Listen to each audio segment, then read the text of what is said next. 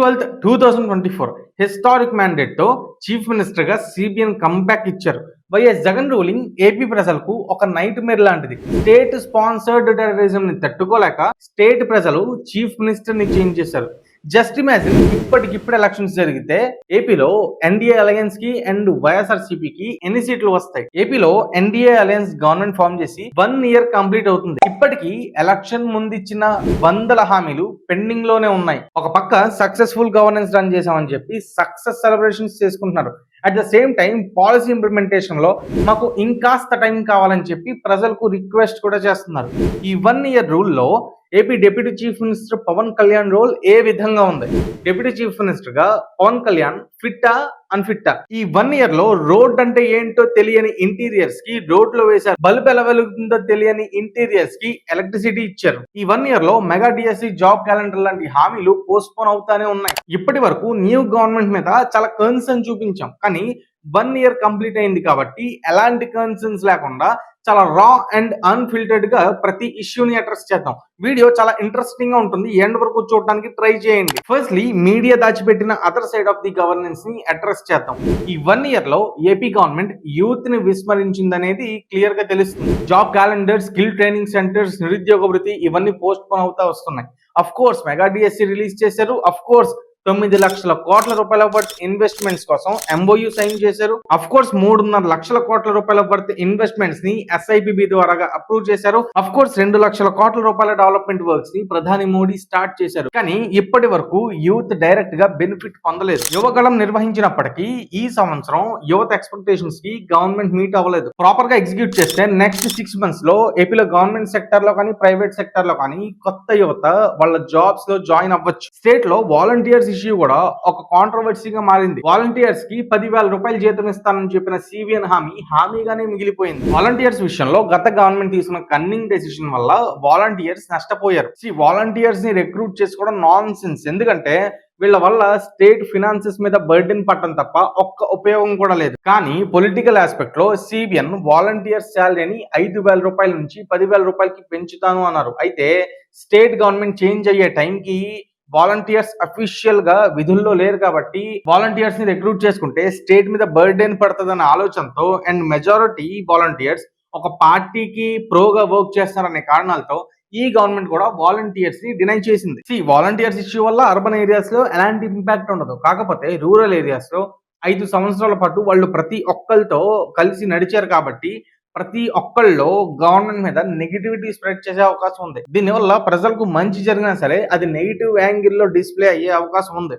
YCP కోసం 2.5 లక్షల మంది వాలంటీర్లు 1,00,000 పైగా వాలంటీర్లు రిజైన్ చేశారు. సో మిగిలిన వాలంటీర్లో పార్టీల కోసం వర్క్ చేసే వాలంటీర్లని ఫిల్టర్ చేసి న్యూట్రల్ వాళ్ళకి ఏదో ఒక alternative as early as possible చూపిస్తే బాగుంటది. ఎందుకంటే వాళ్ళు ఈ రాష్ట్ర ప్రజలు, ఈ రాష్ట్ర యువత ఒక చీఫ్ మినిస్టర్ తీసుకున్న కన్నింగ్ ఐడియా వల్ల వాళ్ళు వాళ్ళ ఏజ్ లో, వాళ్ళ యంగ్ ఏజ్ లో ప్రైమ్ టైం ని కోల్పోయారు. 5 ఏళ్ల పాటు వాళ్ళ టైం ని వేస్ట్ చేసుకున్నారు. సో ఈ ఇష్యూ మీద గవర్నమెంట్ రీథింక్ చేయాలి. కమింగ్ టు పెన్షన్ 3,000 ని 4,000 చేశారు అనేది మీడియా చూపిస్తుంది. కాకపోతే 200 రూపీస్ పెన్షన్ ని 2,000 సిబిఎన్ రెజ్యూమ్ లో జరిగింది అండ్ 2,000 రూపీస్ పెన్షన్ ని 3,000 చేయడానికి వైఎస్ జగన్ గారికి 5 ఏళ్ల టైం పట్టింది. అండ్ అగైన్ 3,000 పెన్షన్ ని 4,000 చేశారు. ప్రాబ్లం బట్టి 6,000, 15,000 కూడా ప్రతి నెల డిస్ట్రిబ్యూట్ చేస్తున్నారు. కాకపోతే ఇది అగ్రెసివ్ గా ప్రజల్లోకి వెళ్ళట్లేదు. అండ్ రైతులకు అన్నదాత సుఖీభవ ఈ మంత్ లో ఇస్తామని చెప్పి చీఫ్ మినిస్టర్ ప్రకటించారు. ఇది ఏ మాత్రం డిలే చేయకుండా ఇవ్వాలి, లేకపోతే ప్రాబ్లం అవ్వచ్చు. పాలసీ ఎగ్జిక్యూషన్ విషయానికి వస్తే చీఫ్ మినిస్టర్ లెవెల్ లో chief minister, deputy chief minister and few ministers work చేస్తున్నప్పటికీ గ్రౌండ్ లెవెల్లో బ్యూరోక్రాట్స్, ఎమ్మెల్యేస్, మినిస్టర్స్ చాలా వరకు వర్క్ చేయట్లేదు. దీనివల్ల policy implementation and execution late అవుతుంది. ఎండ్ యూజర్ అయిన ప్రజలకు ఆ బెనిఫిట్ చేరేది డిలే అవుతుంది. గతంలో స్టేట్ స్పాన్సర్డ్ టెర్రరిజం ఉండేది, మత్తు పదార్థాల యూసేజ్ ఎక్కువగా ఉండేది. అయితే గవర్నమెంట్ చేంజ్ అవడానికి ఇది ప్రధాన కారణం. కాకపోతే ఇప్పటికీ అది కంటిన్యూ అవుతుంది. అయితే గత అలవాట్ల వల్ల ఇది కంటిన్యూ అవుతే ప్రాబ్లం లేదు, కానీ కావాలని గ్రూప్ ఆఫ్ పీపుల్ ఇది చేస్తే మాత్రం ఇటు ప్రజలకి అటు ప్రభుత్వానికి చాలా డిస్టర్బెన్స్ అక్కరవుతుంది. అండ్ కమ్యూనికేషన్ విషయంలో గవర్నమెంట్ కి ప్రజలకు మధ్య గ్యాప్ ఉంది. ప్రాపర్ పిఆర్ వర్క్ అవ్వట్లేదు. ఫేక్ నరేటివ్స్ చాలా గట్టిగా స్ప్రెడ్ చేయడానికి ట్రై చేస్తున్నారు. ఇది ఈ 2 years లో ఇష్యూ కాదు, కానీ బట్ ఇదే కంటిన్యూ అయితే మాత్రం 2029 కి ఇష్యూస్ అరైజ్ అయ్యే అవకాశాలు ఉన్నాయి. సో ఇప్పటి వరకు డిస్కస్ చేసిన ఇష్యూస్ ని గవర్నమెంట్ అడ్రస్ చేయాలి. 19,000 kilometers రోడ్స్ ని ఈ 1 year లో రిపేర్ చేశారు. మెజారిటీ ఏరియాస్ లో న్యూ రోడ్స్ వేశారు. Deputy chief minister Pawan Kalyan roads quality మీద అబ్సల్యూట్ కేర్ తీసుకుంటున్నారు. ఈ 1 year లో 1500 పైన ఆర్టీసీ బసెస్ ని ఏపీ గవర్నమెంట్ కొనుగోలు చేసింది. అండ్ ఇంజన్ బాగున్న రిపేర్స్ ఉన్న ఓల్డ్ బసెస్ ని కంప్లీట్ మోడిఫికేషన్స్ చేయడం స్టార్ట్ చేశారు. పవర్ అంటే ఏంటో తెలియని గిరిజన ప్రాంతాలకు ఎన్డీఏ పవర్ లోకి వచ్చిన తర్వాత వాళ్ళ ఏరియాస్ కి power for the first time వచ్చింది. రోడ్ ఎలా ఉంటుందో తెలియని గిరిజనులు ఈ రోజు రోడ్స్ మీద హ్యాపీగా తిరుగుతున్నారు. 104, 108 సర్వీసెస్ ని స్ట్రెంథెన్ చేశారు. PHCs, district hospitals, welfare hostels మీద అట్మోస్ట్ కేర్ చూపిస్తూ సడన్ విజిట్స్ చేస్తూ వాటిని డెవలప్ చేస్తున్నారు.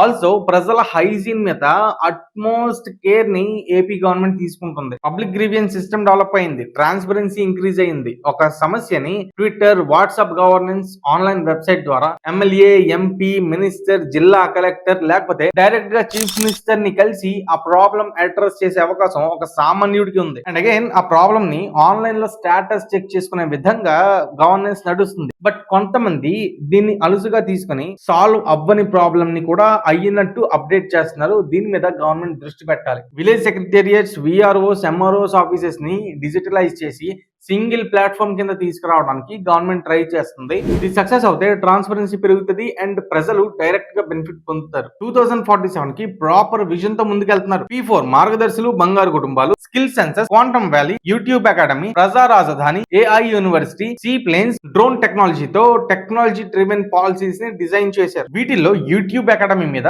ప్రెసెంట్ ఎలాంటి అప్డేట్ లేదు. డ్రోన్ హబ్ వర్క్ స్టార్ట్ ఇంకా అవ్వలేదు. రిమైనింగ్ ప్రోగ్రామ్స్ మీద పార్ట్నర్షిప్ జరిగాయి, బ్యాక్ ఎండ్ వర్క్ జరుగుతుంది. అండ్ ఈ ఇయర్ ఎండ్ కి వీటి మీద మనం డెవలప్మెంట్స్ ని చూడొచ్చు. ఇండిపెండెన్స్ డే సెలబ్రేషన్స్ కోసం ఒక్కో స్కూల్ కి 100 to 50 కేటాయించే డేస్ నుంచి దీన్ని 10,000 కి 25,000 కి deputy chief minister Pawan Kalyan increase చేశారు. డిప్యూటీ చీఫ్ మినిస్టర్ రోల్ లో పవన్ కళ్యాణ్ పెర్ఫార్మెన్స్ ఎలా ఉంది? యాజ్ అ మినిస్టర్ లెవెల్లో పవన్ కళ్యాణ్ పెర్ఫార్మెన్స్ పెద్దగా చెప్పడానికి ఏం లేదు. కాకపోతే గిరిజన ప్రాంతాలకు ఎలక్ట్రిసిటీ ఇవ్వడం, వాటర్ ఇవ్వడం, రోడ్స్ ఇవ్వడం, వాళ్ళ రియల్ ప్రాబ్లమ్స్ ని అడ్రస్ చేయడంలో పవన్ కళ్యాణ్ సక్సెస్ అయ్యారు. స్టేట్ లో నెగ్లెక్టెడ్ మండల్స్ ని అప్లిఫ్ట్మెంట్ చేయడంలో మెయిన్ గా ఉత్తరాంధ్రలో పవన్ కళ్యాణ్ సక్సెస్ అయ్యారు. సడన్ విజిట్స్, ఫీల్డ్ ఇన్స్పెక్షన్స్ చేస్తూ పవన్ కళ్యాణ్ ఈ ఇష్యూస్ ని అడ్రస్ చేస్తున్నారు. అండ్ తన శాఖలు కాకుండా రిమైనింగ్ శాఖల్లో కూడా పవన్ కళ్యాణ్ మార్క్ కనిపిస్తుంది. పెండింగ్ ప్రాజెక్ట్స్ విషయానికి వస్తే డ్రోన్ మ్యానుఫ్యాక్చరింగ్ హబ్ కానీ టూరిజం మీద కానీ ఏపీ గవర్నమెంట్ ఇంకా దృష్టి పెట్టాలి. వీటి మీద ఎలాంటి డెవలప్మెంట్స్ ప్రెసెంట్ కనపడట్లేదు. స్టేట్ లో యాజ్ అ మినిస్టర్ గా నారా లోకేష్ రోల్ ఎలా ఉంది? యాజ్ అన్ ఎమ్మెల్యేగా మంగళగిరికి నారా లోకేష్ 100% ఎఫర్ట్స్ పెడుతున్నారు. కానీ స్టేట్ మినిస్టర్ గా నారా లోకేష్ ఇప్పటి వరకు చేసింది ఏమైనా ఉందా? ఆ మార్క్ ఉందా అంటే ప్రెసెంట్ అయితే లేదు. అఫ్ కోర్స్ విదేశీ విద్య స్టార్ట్ చేశారు. గ్రాండ్ పేరెంట్ టీచర్ మీటింగ్ పెట్టి సక్సెస్ అయ్యారు. వాళ్ళకి పెట్టే ఫుడ్ ఏదైతే ఉంటుందో దాంట్లో క్వాలిటీ అండ్ క్వాంటిటీ మంచిగా పెరిగింది. ఇంటర్మీడియట్ కి కూడా ఫ్రీ ఫుడ్ స్టార్ట్ చేశారు. ఇంటర్మీడియట్ కూడా బుక్స్ ఇవ్వడం స్టార్ట్ చేశారు. గత ప్రభుత్వంతో పోలిస్తే 10th కానీ ఇంటర్ కానీ పర్ఫార్మెన్స్ పెరిగింది. మెగా డిఎస్సి రిలీజ్ చేశారు. కొత్త టీచర్లని రిక్రూట్ చేసుకుంటున్నారు. Every year mega DSC conduct చేస్తామని చెప్పి నారా లోకేష్ స్టూడెంట్స్ తో కండక్ట్ చేస్తున్న షైనింగ్ స్టార్స్ ప్రోగ్రామ్ లో అనౌన్స్ చేశారు అఫీషియల్ గా. 10th అండ్ ఇంటర్ స్టూడెంట్స్ తో షైనింగ్ స్టార్స్ ప్రోగ్రామ్ పెట్టి వాళ్ళ ఐడియాస్ ని స్టేట్ మినిస్టర్ డిస్కస్ చేస్తున్నారు. సో వేరే స్టేట్స్ తో పోలిస్తే నారా లోకేష్ చేసేది యునిక్ గా అనిపించవచ్చు. కానీ ఇప్పటి వరకు యాజ్ అ మినిస్టర్ గా ఆయన చూపించిన మార్క్ ప్రజల్లో కనబడదు. ఎందుకంటే నారా లోకేష్ తీసుకున్న పోర్ట్ఫోలియో అవ్వచ్చు, టాస్క్స్ అవ్వచ్చు చాలా క్రూషియల్. ఒక లోకేష్ పర్ఫార్మెన్స్ మీద 2029 లో ఎన్డీఏ గవర్నమెంట్ ఫామ్ చేయాలా వద్దా అనేది కూడా ఆధారపడి ఉంటుంది. అయితే రాబోయే తరం నారా లోకేష్ చేతుల్లో ఉన్నారు. నెక్స్ట్ జనరేషన్ కోసం ఏం చెయ్యాలి అని చెప్పి లోకేష్ థింక్ చేస్తున్నారు. ఇన్పుట్స్ తీసుకుంటున్నారు, సబ్జెక్ట్ నేర్చుకుంటున్నారు. చాలా బ్యాక్ అండ్ వర్క్ చేసిన తర్వాత ప్రతి ఇష్యూ మీద డెసిజన్ తీసుకుంటున్నారు. So as a IT minister గా జాబ్స్ రావాలి, కంపెనీస్ రావాలి అంటే ఈ ఇయర్ ఎండ్ కి జాబ్స్ రావడం, కంపెనీస్ రావడం స్టార్ట్ అవుతాయి. బట్ ఒక్కటి మాత్రం చాలా బలంగా చెప్తా, నారా లోకేష్ చేసే రూల్ ఏదైతే ఉందో హెచ్ఆర్టీ మినిస్టర్ గా, ఐటీ మినిస్టర్ గా, ఇది ఒక స్టడీ లాగా సెంట్రల్ గవర్నమెంట్ హయ్యర్ ప్రయారిటీతో నారా లోకేష్ తీసుకున్న డెసిషన్స్ కానీ, అమలు చేసిన విధానాలు కానీ school and college text books లో ఖచ్చితంగా ప్రింట్ చేస్తారు. కమింగ్ టు వైఎస్ఆర్సీపీ, అఫీషియల్ గా అపోజిషన్ స్టేటస్ లేనప్పటికీ యాజ్ అన్ అన్అఫీషియల్ అపోజిషన్ పార్టీగా ప్రజల సమస్యలు రైజ్ చేయాల్సిన పార్టీ లీగల్ ఇష్యూస్ లో గవర్నమెంట్ ని ఇరుకున పెట్టడానికి చూస్తుంది. సోషల్ మీడియా ద్వారాగా పబ్లిక్ సెంటిమెంట్స్ ని రెచ్చగొట్టి తద్వారా గవర్నమెంట్ మీద నెగిటివిటీ స్ప్రెడ్ చేయడానికి ట్రై చేస్తుంది. గంజాయి బ్యాచ్ లాంటి క్రిమినల్స్ ని ఏపీ పోలీస్ బెల్ట్ ట్రీట్మెంట్ ఇస్తే వాళ్ళని సపోర్ట్ ఇస్తూ మేము వైలెన్స్ ని సపోర్ట్ చేస్తామనే ఇండికేషన్ ని ప్రజల్లో పాస్ చేస్తున్నారు. ఇండైరెక్ట్ గా ప్రజల్ని, ప్రభుత్వాన్ని భయపెట్టడానికి ట్రై చేస్తున్నారు. ప్రతిసారి గవర్నమెంట్ ని డీస్టెబిలైజ్ చేయడానికి, కూటమిలో కలహాలు తేవడానికి 24/7 వైఎస్ఆర్సీపీ వర్క్ చేస్తుంది. రిలీజియన్ ఆస్పెక్ట్స్ ని హైలైట్ చేస్తూ ఫ్యూచర్ లో కారం చేడు, తుని రైలు తగలపెట్టిన ఘటన లాంటివి మళ్ళీ ఆ అల్లర్లు స్టార్ట్ చేసే అవకాశాలు ఉన్నాయి. ప్రతి ఆస్పెక్ట్ లో ఫేక్ నారేటివ్స్ ని, ఫేక్ ఇన్ఫర్మేషన్ ని పబ్లిక్ లో పాస్ చేస్తారు.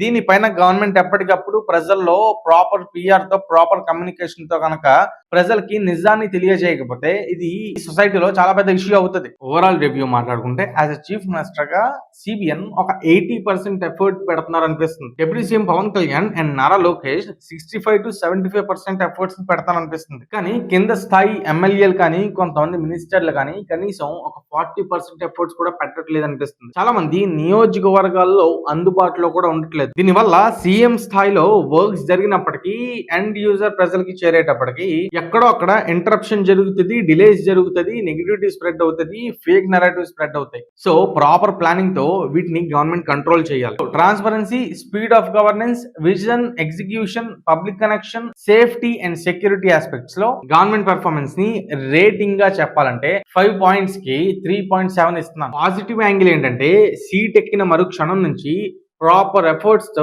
స్టేట్ గవర్నమెంట్ రన్ అవుతుంది. నెగిటివ్ యాంగిల్ ఏంటంటే రిమైనింగ్ పథకాలని యాజ్ ఎర్లీ యాజ్ పాసిబుల్ అమలు చేయాలి. గ్రౌండ్ లెవెల్లో ఎమ్మెల్యేస్ నుంచి, ఎంపీస్ నుంచి, మినిస్టర్స్ నుంచి, బ్యూరోక్రాట్స్ నుంచి అందరూ కనెక్ట్ అవుతే, అలర్ట్ అయిపోతే స్పీడ్ ఆఫ్ గవర్నెన్స్ బాగా ఇంక్రీజ్ అవుతుంది.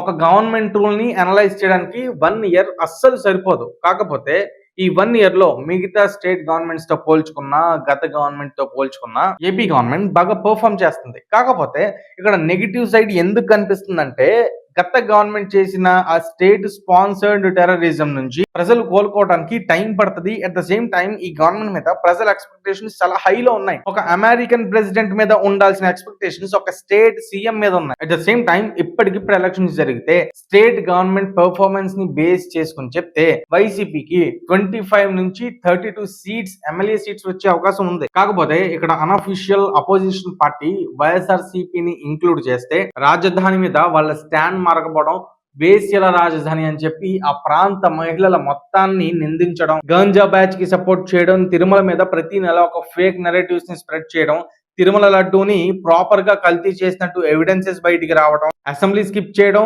పోలీసులని బట్టలు ఉడతీస్తా అని చెప్పి అఫీషియల్ గా ప్రకటించడం, స్టేట్ సీఎం ని 3rd డిగ్రీ చేయాలి, రోడ్డు మీద వేసి తన్నాలి అని చెప్పి అనటం. ఇవే కాకుండా ఆర్బీఐ డేటాని, కాగ్ డేటాని, సిజిఐ డేటాని మ్యానిపులేట్ చేస్తూ ఫేక్ ఇన్ఫర్మేషన్ తో పబ్లిక్ ని మ్యానిపులేట్ చేయాలని చూడటం, ఇవన్నీ ఎక్కడికక్కడ ఎక్స్పోజ్ అవుతున్నాయి. కాబట్టి ఇప్పటికిప్పుడు ఎలక్షన్స్ జరిగినా సరే వైసీపీకి ఈసారి 6 ఎమ్మెల్యే సీట్లు కూడా దాటవు.